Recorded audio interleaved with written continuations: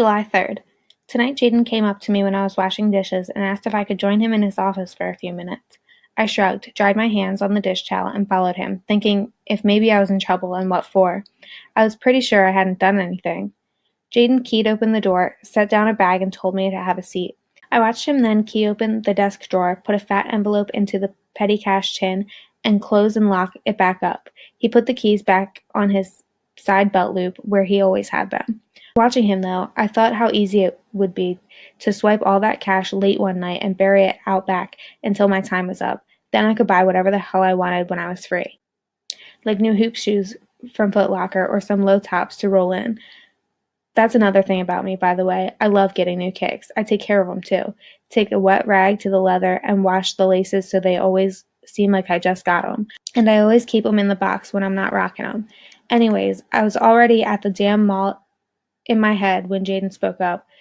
"You've been here a full month now, bro," he said, leaning back in his chair, linking his fingers behind his head. "Did you know that?"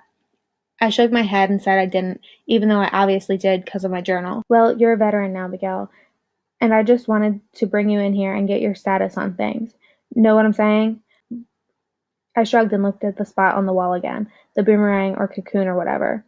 Now I had a feeling how this was going to go down. I wasn't in trouble or nothing. Ju just wanted to know how I feel. If me and Diego were watching this scene in some movie, we'd be laughing for days at how mad gay it was. But I kept a straight face in front of Jaden. He sat up, said, "Let's get it all out on the table, bro. You give me your honest take, and I'll give you mine. Cool?" I rubbed the back of my head and took a deep breath. He kept quiet for a sec and then set his hand on the desk and said, "You haven't really been mixing much with the rest of the fellas. Not that I've seen, anyway. Look, you don't have to befriend everybody for life in here, bro, but it makes it easier if you have someone to goof off with a little. Maybe make fun of your counselor behind his back." He winked and reached out to smack my knee, smiling. "Right, bro?" I shrugged. "Any idea why you're isolating yourself?" I had about 1,000 ideas why I was isolating myself, mostly to do with how retarded everybody here was, and how all they wanted to do was talk about people's shits or spit on you, or hide meth in their damn shoes, but I didn't tell him any of that, just shrugged again. Jaden pulled my file out of the drawer and opened it up. He ran his finger over a couple lines and said, "Jenny says you're still refusing to talk in therapy." He looked up at me. "Any idea why that is, bro?" Something happened inside of me as I watched him sitting there looking in my file. I sort of snapped. I don't even know why. I clenched up my fist and stared right back at him, not saying shit. "Miguel?" I was close enough that I could reach out and punch dude right in his pretty boy face, toss him out of his chair, step on his neck like what happened to me in juvie. It was a crazy feeling, too, 'cause I don't even really hate the guy that much. I just felt pissed off. Jenny's one of the top counselors in the entire system.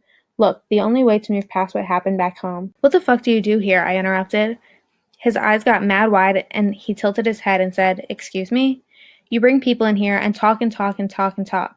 You open up their stupid-ass files and act like it has all the answers about them, and then you talk some more. But you don't know me, man. You don't know the first thing about who I am or where I come from." Jaden leaned forward a little bit, nodding slow. He looked me in the eye a few seconds and then said, "You know what, Miguel? I think you're right." "I know I'm right," I snapped back, waving his ass off. "I don't know the first thing about you. I really don't." He closed my folder and put it on the desk. "I'd argue that nobody really knows anybody, not even members of their own family. But I can promise you this, okay? I really want to help, Miguel, whatever that means. I want to help." I looked at him and then leaned back and crossed my arms. I started calming now, which pissed me off even more. I hated that something some damn counselor could say would make me calm down when I didn't even feel like it. I looked at the cocoon on the wall again and shook my head. Jaden looked at where I was looking and put his eyes back on me. "And I'm going to continue to try to help, Miguel, every single day. And if you ever want to come in here and talk about anything, seriously, anything, the books you're reading, basketball, girls, whatever, you come get me and we'll talk, okay?" "Can I be dismissed?" I said. Jaden looked at my file on his desk. Then he nodded and said, "Absolutely, bro, and I want to thank you for talking with me tonight." I got up and went toward the door, but he called out, "Miguel." I stopped and turned around, but I didn't really look at him. "It's a huge burden, is all I'm saying, what happened with you back at home. I know you're a tough kid, Miguel, and you're smart, too. Even so, it's hard to carry all that weight around on your shoulders. Sometimes it's good to just talk to someone, even if They're not as tough or smart as you. Can I be dismissed?" He nodded and I went out. I walked back into the kitchen. The dishes were already done, so I went to the bookshelf in the game room to look through the books, and right then somebody pulled into the driveway. I knew because the headlights flashed through the curtains, lit up the shelf I was looking at. I turned around. DeMarcus went to the window and looked out at the driveway. "Les is bringing in another newbie, son." "Who?" Reggie said. "Yo, he's a big son of a bitch." Tommy and Reggie went to the window too, but I stayed right where I was. The only thought going through my head was how I knew they were going to throw new dude in my room, and how all my solo time was pretty much ancient history. I turned back to the books, listening to everyone talking all loud behind me. Tommy said, "Dude, another black guy. How come we can't get a Caucasian for once?" "Y'all never do anything wrong, that's why," Reggie said. I pulled a random book off the shelf and turned around. "White Cats is too scared to do anything wrong," DeMarcus said, tapping Tommy on the back of his head. "Or maybe we just never get caught," Tommy said, pushing DeMarcus's hand away. "You ever think about that?" Reggie shot back. "Then why's your dumbass standing right here next to me then? Explain that shit, Socrates." Everybody broke up except me. I was too busy thinking about what kind of buster was going to be sharing my room, and how I was going to have to tell him the rules for the room, like the light stays on as long as I want at night, so I can read whatever book I'm reading. The one I pulled off the shelf was called The House on Mango Street. I flipped it over and scanned the back to see what it was about.